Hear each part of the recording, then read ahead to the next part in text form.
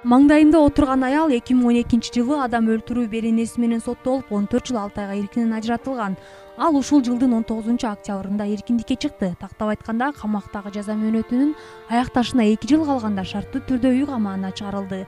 Анда соттолуучу эч жакка чыкпайт жана өзү учетко отурган дареке убагы менен келип дайынын билдирип турат. Эркиндикке чыгып, кадимки жашоого жаңыдан аралаша баштаган ал ошол 2012-жылы каргашалуу окуя кандайча болгонун төмөнгүчө эскерет. Ошондо где-то бир 10 жыл мурун уурулук менен түшүп калгам. Уурулук менен түшүп калып, мал уурдап, аны мен осознанно эле уурдаганбыз. Айылда мал урук менен уурдап, зонага түшүп, зонадан бир жылдан кийин чыккам. Чыккан күн эле 2 күндөн кийин бир келинге түш болом. Кар жаап атат, февралдын 2-си. Мен январдын 30-сунда чыккам зонадан. Ошондо февралдын 2-синде ал келинге жолуктум. Ал айтты, башыңды куттуктап коеюн жүрү деп. Мен ал келинди мурда кийин чала эле таанычым. Аны жакшы деле тааныш эмесмин да. Аны менен бардык иштик.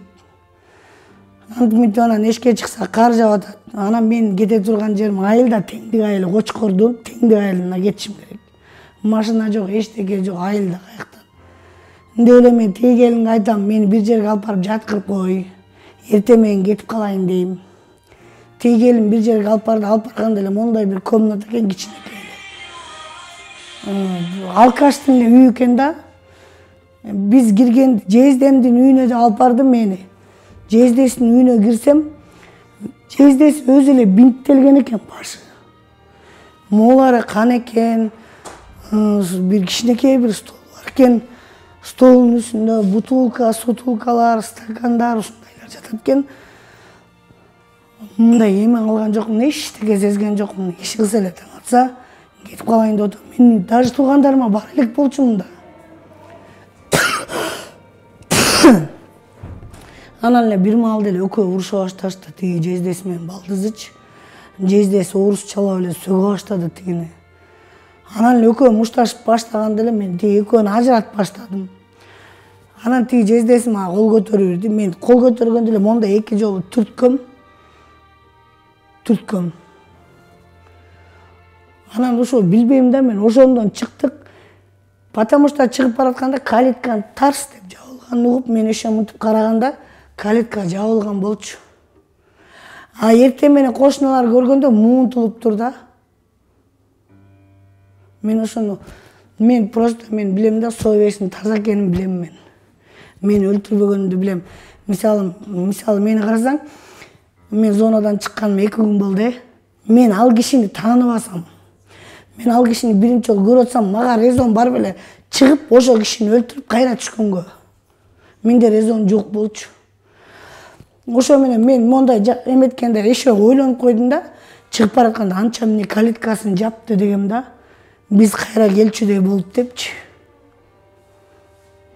Эртең менен ошо милициялар келип, кошуналар келгенде муунтулган экен ал киши. Бул болду. Ошо менен мен кетип калдым. Машина кармадым, айылга кеттим. Эжекемдикине отурдум. Отуруп эле 1-2 бат түнү менен уктаган жокмун да мен. 1-2 саат уктап алайын деп эле эметип эле жаңы эле көзүм илинип баратканда эле милициялар кирип келишти. Тур деди, кеттим. Мен түшүнгөн жокмун эчтеке. Роуду алып келишти, алып келгенде эле сен өлтүрдүң деди мен. Ошондон 12-жыл соттолдум.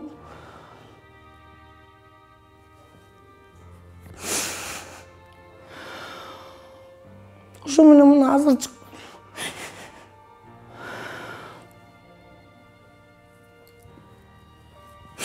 Просто мен ойлойм да, көп азыр деле байкап, азыр деле сталкивайся этип калып атам көп жерденчи. Мындай бирөөлөр байкап калса эле, чыкканымды байкап калса эле, мындай башкача экен. Мен өзүм байкап атам азыр ошонучу. Мен азыр вообще көнө электим да. Элементарный эле мына бүгүн, эртең менен. Эжекемдер, сиңдимдер акча салып турат магачы. İşte özüm hazır. 2000 сом салган карточка ачып берип коюшкан мага. Банкомат иштеп жүрүп анан могу Берекет деген жабык экен бүгүн понедельник. Иштеп жүрүп араң таптым анан. Банкоматка же бара ала албасам, тура бердим кечке чейин. Анан бир жаш кыз келип калды. Уялып уже болбой калдым, уже айтыш керек болуп калды. Чоңусу могу жактан алып берип койчу, мен биринчи жолум дедим да анан. Ар жакта эки аял мени монтип башкача карады да. Тиги кыз алып берди анан. Көпчө бул эле эмес вообще. Мындай бизде принимать этпейт экен. Принимать этпейт экен да, ошону байкап койдум да мындай. А мындай билбесе, мындай отурганыңды билбесе, кадимкидей эле эметет экен. А мындай билип эле калса болду экен. Мен ошону аябай түшүндүм. Мына 19-да чыктым, ошондон бери мен билгизбегенге аракет кылып атам, но эми постоянно мисалы кошуна азыр квартирада жашап атам. Үстүндө, астында, капталдардын баарында эле квартиранттар экен. Анан бир экөө байкап калган окшойт, же укканбы билбейм да анан. Мындай башкача да. Шыпыргыларынан бери киргизе коюшуп, анан ойноп аткан балдарын киргизе коюшуп, сразу билинип атат да мага. Ошо. Көп кыйынчылыктар өттү башыман. Ошо мен именно билбейм да. Но зонада мисалы убийство мен отургандардычы өлтүрдүм дегендерин түшүнө ошол кишилер кире берет. Меникине бир да жолу ошол киши түшүмө кирген жок. Мен ойлойм да ошо. Если мен өлтүргөн болсом, ошо түртүргенден өлгөн болсо, түшүмө кирип кыйналмакмын да. Анткени баягы кроватым 68ден 88ден да кроват ар бир отрядда. Кыйкыр убийство менен отургандар кыйкыр өкүрүп чыгышат. Мен бир да жолу кыйналган жокмун да. Бир да жолу мындай. Мен ойлойм, мен совестим таза депчи. Мен совестим ошо кишиникине барып, мен ошондо эле экөө мушташып баштаганда эле кетип калышым керек болчу. Мен билген жокмун мындай болорун. Мындай алып келсең, андан бери уже 9 жыл өтөйүн деп калды. Анда эми уже аралашкым келет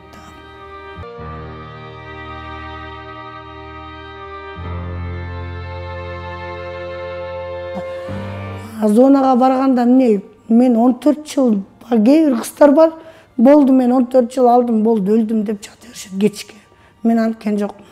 Мен сразу бардым швеяга, ишке кирдим, кроить эткенди үйрөндүм, тиккенди үйрөндүм. Андан кийин полный промышленный зонаны өзүм алдым. Ошол жакта 6 жыл карадым. Полный. Аякта 180 аял иштейт, ошолорду башкардым. Еще закройныйда иштедим. Мен бир да күндү бош өткөрүп койгон жокмун. Болду мага 14 жыл болду. Мен өлдүм, өлүп кеттим, бүттү деген жокмун. Мен дальше тырыштым, мен анткени билем да эми. Мен азыр жата берейин, мени ким багат? Аяктан болсо ата-барка менен, зарплата менен, кааласаң акчаңды чогултуп туугандарыңа берип койсоң болот. Кааласаң өзүң магазинге заказ кыл, эмне заказ кылсаң алып келип берет. Концерттерде чыгып аттым. Стройка, иши кылсам мен жаным тынган жок. Даже убакыт жок болуп калчу аяктанчы. Активдүүмүн да өзү.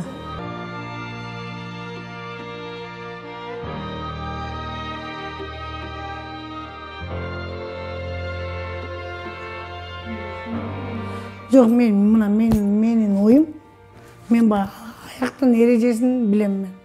Менин оюм мисалы азыр бирөө отуруп, бирөө эле эмес, андай көп, андай 26 аял бар. Билесиңерби, эмеде колодецке тыгып салып, эле баланы акча үчүн колодецтен алып чыгышкан аял отурат. Ага мисалы кандай мамиле кылыш керек? Аякта болсо ата-энеси ыйлап, уже алмончоктой 8 жаштагы баласын жоготуп берди. Ага кандай мамиле кылыш керек? Дагы бирөө отурат, самын сууну 1,5 жаштагы кызга ичирип, музга коюп коюп, ага кандай мамиле кылыш керек? Өзүңөрдөр, по-моему, андай мамиле кылган болбойт аларга.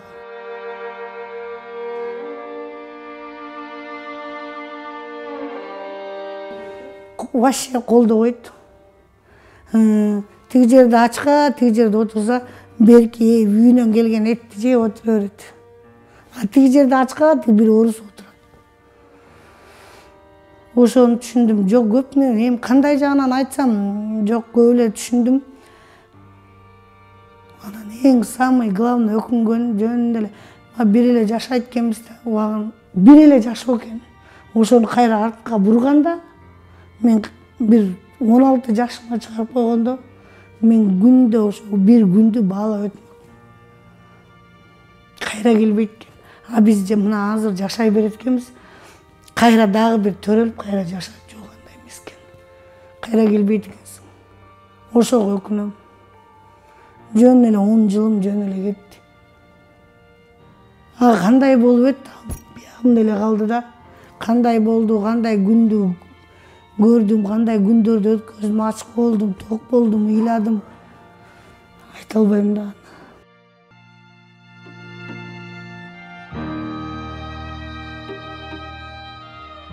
Таксиге түшүп алып, этаждарды муутуп карап атсам, эмне болсо Америкада жөн эле карачы дейт. Мен көргөн эмесмин мындай шыгыс. Жада калса жалбырактын түшкөнү да сизге кызыктай башкача болуп атабы? Жок, эмечи, мындай экен бияктагы элдерчи. Мындай бири-бирин карабайт экен. Мындай вообще мындай бири-бирин карабайт экен, мындай бири-бири менен иши жок экен. Мисалы бирөөлөр жатат көчөдө. Караганда эле жок, бирөөлөр телефон менен сүйлөшүп эле кетип атат. Мындай эч кимде эме жок экен мындай. Таң калдым да. Же шаар үчүн ушундайбы? Какой-то элдер мен үчүн бир мындай зомби сыяктуу эле да. Баары эле наушниктер, телефондор, бири-бирин караган жок, бири-бирин билбейм да мен үчүн.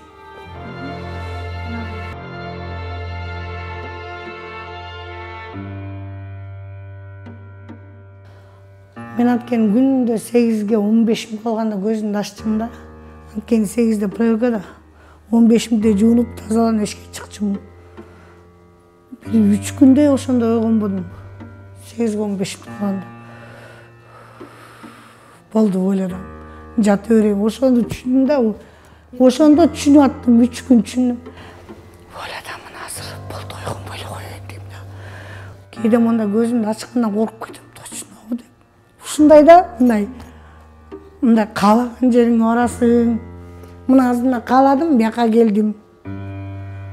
Ушундай да мындай. Ошо айтып бере албайм да. Каалаган жагыңа барып, каалаган менен жолуксаң болот. Кааласаң ал менен жолукпай башкага кетип калсаң, ушундай да, короче. Кааласаң жөн эле бассаң болот, сени эч ким кармабайт. Аны азыр кичине көңгөндөн буюрса иштейм. Юстиция министрлигинин пробация департаментинин Бишкек Чүй Талас аймак аралык башкармалыгынын 1-май райондук пробация кызматынын жетекчиси Гүлмира Калыкеева бул аталган кызмат 1 жылдан бери иштеп келе жатканын айтат. Калыкеева бул кызматтын аткарган иштерин төмөнгүчө түшүндүрөт. Пробация кызматы ушул өзүнүн 1 жыл болду ишмердүүлүгүн көргөзгөнүнө. Буга чейин биз жаза аткаруу мамлекеттик кызматында карамагында болчук. 2019 жылдын сентябрь айынан баштап юстиция министрлигине берилген өзүнчө департамент болуп биз түзүлгөнбүз. Соттолгондор менен иштешебиз. Соттолуп шарттуу бошонгондор менен пробациялык көзөмөл колдонуу, бул эми ар кандай категориялар бар өзүнүн. Ошол жазадан, то есть булар камалбай, ошо сыртта эле жүрүшүп бизге учетко туруп, контролдо, надзордо болушат да. Ошол жумушубуз, биздин ишмердүүлүгүбүз буларга эмне жардам, биринчиден эле ушул соттолгон адамдарга биз социалдык, психологиялык жардам көрсөтөбүз. Биздин ошол ишмердүүлүгүбүз биринчи эле ушундай социалдык жана психологиялык жардам көрсөтүү болуп эсептелинет. Орчундуу окуялардан кабардар болуу үчүн биздин каналга жазылыңыз.